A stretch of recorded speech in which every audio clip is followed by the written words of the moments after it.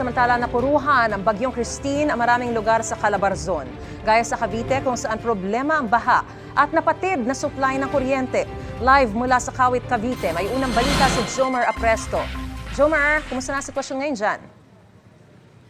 Maris, nandito ako sa bahagi ng Binakayan sa Kawit, Cavite. Ito yung dadaanan ng mga sasakyan na galing ng Bacoor, Imus at Las Piñas City. Marami dito mga motorcycle rider ang nagtulak na lamang ng kanilang motorsiklo dahil mataas pa raw ang tubig baha. Kabilang sa mga nagtulak ng motor si Billy na galing pa ng trabaho sa Sapote. Baha na raw sa lugar kaya tinulak na lamang niya ang kanyang motor hanggang dito sa Kawit.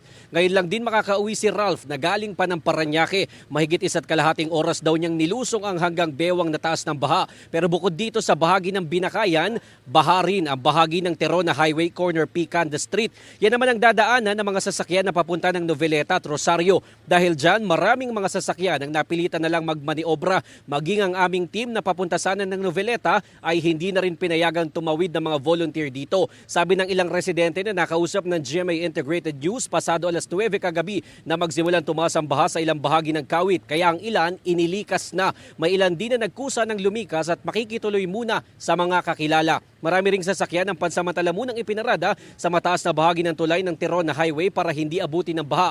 Pero bukod sa baha, wala rin supply ng kuryente sa bahaging ito ng Kawit mula pa kagabi. Hindi pa rin malinaw sa ngayon kung kailan posibleng maibalik ang supply ng kuryente.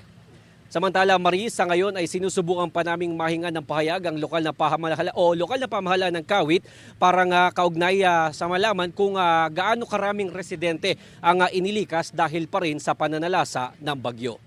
At yan muna ang latest mula dito sa Kawit, Cavite. Ako po si Jomer Apresto para sa GMA Integrated News.